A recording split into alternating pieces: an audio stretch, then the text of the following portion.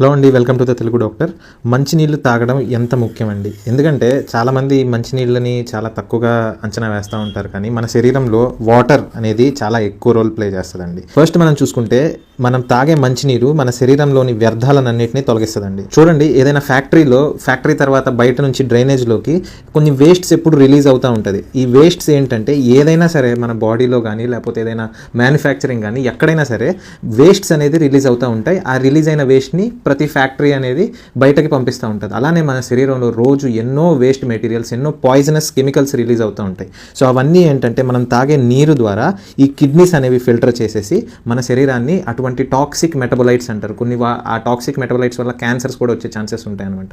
So మనం తాగే water అనేది ఈ టాక్సిక్ మెటబోలైట్స్ని, టాక్సిన్స్ అన్నిటిని మన యూరిన్ ద్వారా పంపించేస్తుంది అనమాట. సెకండ్ వచ్చేసరికి మనం తీసుకునే మంచినీళ్ళు ఆక్సిజన్ సరఫరా చేయడానికి ఉపయోగపడుతుంది. ఎందుకంటే మనం తీసుకున్న ఆక్సిజన్ అనేది ఊపిరితిత్తుల ద్వారా రక్తంలో మిక్స్ అవుతుందండి. బ్లడ్లో మిక్స్ అయిన తర్వాత ఈ బ్లడ్ అనేది ఆ ఆక్సిజన్ని ప్రతి ఆర్గన్కి తీసుకెళ్తుంది అనమాట. కాళ్ళకి, చేతులకి, మెదడుకి, తర్వాత ప్రతి ఆర్గన్కి తీసుకెళ్లేటప్పుడు మనం బ్లడ్ అనేది ఎంత ఫ్లూయిడ్గా ఉంటే అంత ఫాస్ట్గా, అంత మంచిగా ఆర్గన్స్కి ఆక్సిజన్ అనేది డిస్ట్రిబ్యూట్ అవుతుంది అనమాట. తర్వాత వచ్చేసరికి మంచినీళ్ళు జాయింట్స్ లూబ్రికేషన్కి హెల్ప్ చేస్తాయండి. అంటే చూడండి, ఇది ఒక బోన్, తర్వాత దాని కింద ఉన్నది ఇది ఇంకో బోన్ అండి. ఈ బోన్ రెండుటి మధ్యలో ఉన్న జాయింట్ ఫ్లూయిడ్ అంటారండి. ఈ జాయింట్ ఫ్లూయిడ్ అనే దాంట్లో సైనోవియల్ ఫ్లూయిడ్ అంటారు. ఈ ఫ్లూయిడ్ అంటే ఈ జాయింట్ మూవ్మెంట్ సరిగ్గా పనిచేయడానికి కూడా వాటర్ అనేది చాలా ఇంపార్టెంట్ అండి. తర్వాత మన జీర్ణ వ్యవస్థ, మనం తిన్న ఆహారం ప్రతిదీ జీర్ణం అయ్యి తర్వాత మళ్ళీ బయటకు వెళ్ళాలంటే ఈ వాటర్ అనేది ఎక్కువ రోల్ ప్లే చేస్తుంది. సరిగ్గా వాటర్ తాగపోతే అజీర్ణం ప్రాబ్లమ్స్తో కూడా చాలా మంది ఫేస్ చేస్తూ ఉంటారు. కొంతమందికి కాన్స్టిపేషన్ కూడా వస్తుంది, అంటే మలబద్ధకం. సో ఈ కాన్స్టిపేషన్ కూడా చాలా ప్రాబ్లం అండి చాలా మందికి. సో ఈ కాన్స్టిపేషన్ కూడా సరిగ్గా వాటర్ తాగకపోతే వచ్చే ప్రమాదం ఉంది. తర్వాత చర్మం మరియు అందం, గుర్తుపెట్టుకోండి, వాటర్ సరిగ్గా తాగపోతే మన శరీరం డీహైడ్రేట్ అయిపోతుంది. డీహైడ్రేట్ అంటే ఏంటంటే మన శరీరంలో సరైన నీరు లేకపోవడం. సో చర్మంలో నీరు లేకపోతే ఏమవుతుందంటే స్కిన్ అంతా డ్రై అయిపోయి వ్రింకిల్స్ వచ్చేసి, అంటే మడతలు పడిపోయి, సో యంగ్ పీపుల్ కూడా ముసలాళ్ళలాగా కనిపిస్తూ ఉంటారు. తర్వాత ఇమ్యూనిటీ అండి. ఇమ్యూనిటీ అంటే రోగ నిరోధక శక్తి. సపోజ్ మన శరీరంలో ఒక క్రిమి వచ్చింది. సో ఈ క్రిమిని ఫైటింగ్ చేయడానికి మన శరీరంలో WBC అని ఉంటాయి, తెల్ల రక్త కణాలు. సో ఈ తెల్ల రక్త కణాలు బ్లడ్ ద్వారా ఈ క్రిమి దగ్గరికి వెళ్తాయండి. కాకపోతే ఒకవేళ కనుక మీరు డీహైడ్రేటెడ్ స్టేట్లో ఉంటే కనుక ఈ క్రిమి దగ్గరికి ఈ తెల్ల రక్త కణాలు ఫైటింగ్ పోలీస్మెన్ అంటారనమాట. So policemen of the body ఈ క్రిమి దగ్గరికి వెళ్ళలేకపోతాయి. సో సరిగ్గా వెళ్ళలేకపోతే, ఫైట్ చేయకపోతే మనకి ఏంటంటే ఇన్ఫెక్షన్స్ అనేవి క్యూర్ అవ్వడానికి టైం పడుతుంది అనమాట. అందుకే జ్వరం వచ్చినప్పుడు, ఏదైనా ఇన్ఫెక్షన్స్ వచ్చినప్పుడు బాడీ బాగా డీహైడ్రేట్ అవ్వకుండా చూసుకోండి అని చెప్పేసి డాక్టర్స్ అడ్వైస్ చేస్తూ ఉంటాము. సో ఏదైనా ఫీవర్ వచ్చినా సరే, సోర్ థ్రోట్ అంటే ఇంకా ఏమన్నా టైఫాయిడ్, మలేరియా, ఎటువంటి వ్యాధులు వచ్చినా సరే, ఈవెన్ డెంగ్యూ ఫీవర్స్ వచ్చినా, తర్వాత జాండీస్లు, హెపటైటిస్లు వచ్చినా సరే, మెయిన్గా ఏం చెప్తారంటే హైడ్రేట్ చేయండి. అంటే మన శరీరంలో ఎంత ఫ్లూయిడ్ లెవెల్ ఎంత మంచిగా ఉంటే మనకి ఏంటంటే ఆ రోగ నిరోధక శక్తి అంత బాగా పనిచేసి ఆ క్రిములని మనము జయించగలుగుతాం. తర్వాత వెయిట్ లాస్ డైట్లో కూడా వాటర్ అనేది చాలా హెల్ప్ చేస్తుందండి. వెయిట్ లాస్ డైట్ ఫాలో అయ్యే వాళ్ళు కోకో కోలాలు, పెప్సీలు ఇట్లాంటివన్నీ తాగకుండా మీరేంటంటే వాటిని మీరు వాటర్తో రిప్లేస్ చేయడం ద్వారా ఏంటంటే మీరేంటంటే బాడీ హైడ్రేట్ అవుతూ ఉంటుంది. తర్వాత మీకు ఈ ఎక్స్ట్రా క్యాలరీస్ అనేవి వెళ్లకుండా ఉంటుంది. దానివల్ల ఏమవుతుందంటే మీకు వెయిట్ లాస్కి కూడా ఇది చాలా హెల్ప్ చేస్తుంది. తర్వాత ఎక్సర్సైజ్ చేసే వాళ్ళల్లో కూడా వాటర్ అనేది, ఎందుకంటే జిమ్కి వెళ్ళే వాళ్ళు, తర్వాత ఇట్లాంటి చిన్న చిన్న ఎక్సర్సైజెస్, యోగా ఇలాంటివి చేసే వాళ్ళకి ఏంటంటే ఎప్పటికప్పుడు హాఫ్ అన్ అవర్కి ఒకసారి ఒక గ్లాస్ ఆఫ్ వాటర్ తాగుతూ ఉంటారనమాట. ఎందుకంటే మనం శరీరానికి పని పెట్టినప్పుడు, చూడండి, ఎక్సర్సైజ్ చేసినప్పుడు, నేను కిడ్నీ గురించి చెప్పేటప్పుడు కూడా చెప్పాను, మన శరీరంలో వేస్ట్ మెటీరియల్స్ ప్రొడ్యూస్ అవుతూ ఉంటాయండి. సో ఈ వేస్ట్ మెటీరియల్స్ అన్ని మనము కిడ్నీ అనేది ఫిల్టర్ చేస్తూ ఉంటుంది అనమాట.